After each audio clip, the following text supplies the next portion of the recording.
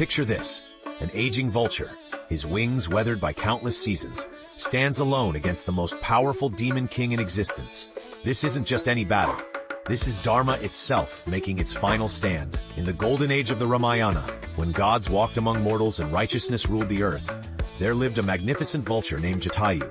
He wasn't merely a bird. He was the son of Aruna, charioteer of the sun god Surya, and friend to King Dasharatha, Rama's beloved father. Jatayu had witnessed the rise and fall of kingdoms. He'd soared through skies that echoed with divine hymns and watched over the sacred forests of ancient Bharat. But nothing in his long life had prepared him for this moment of ultimate choice. Deep in the Dandaka forest, Prince Rama pursued a golden deer, leaving his devoted wife Sita under his brother Lakshman's protection. It was all an elaborate trap. The deer was actually Maricha, Ravana's uncle, transformed by dark magic to lure the brothers away. As Sita's desperate cries echoed through the forest, Lakshmana reluctantly left to find Rama, drawing a protective circle around their dwelling with his arrow. The moment he departed, the 10-headed demon king Ravana emerged from the shadows. Ravana, ruler of Lanka, possessed strength that could shake mountains and knowledge that rivaled the gods themselves. His 10 heads represented his mastery over the 4 Vedas and 6 Shastras. Yet for all his power and learning, he was consumed by desire for Sita, Rama's pure and devoted wife. High above, ancient Jatayu watched in horror as Ravana seized Sita and lifted off in his celestial chariot, the Pushpaka Vimana. The vulture's heart burned with righteous fury.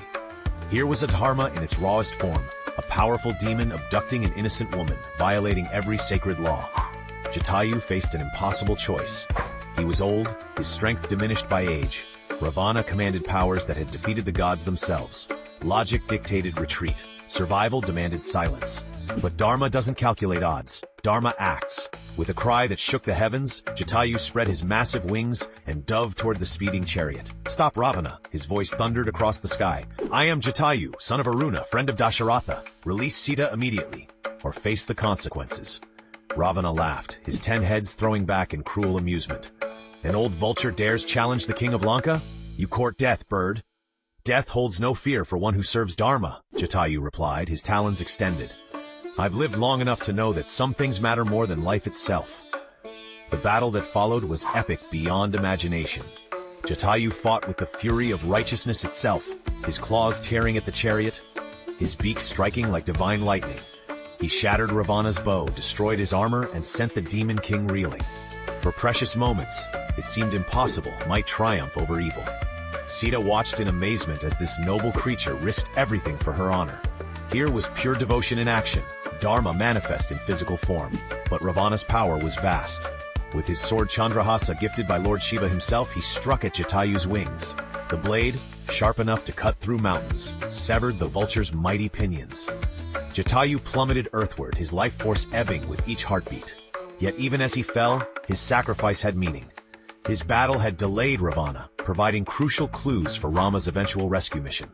Days later, Rama and Lakshmana found Jatayu dying beneath a tree, his body broken, but his spirit undefeated. With his final breaths, the noble vulture described Ravana's appearance, his direction of flight, and Sita's courage during her abduction. "My child," Jatayu whispered to Rama, "I tried to save your beloved. Forgive this old bird's failure." Rama wept, cradling the dying vulture. "You didn't fail, noble Jatayu. You showed the universe what true Dharma looks like. You chose duty over safety, righteousness over survival."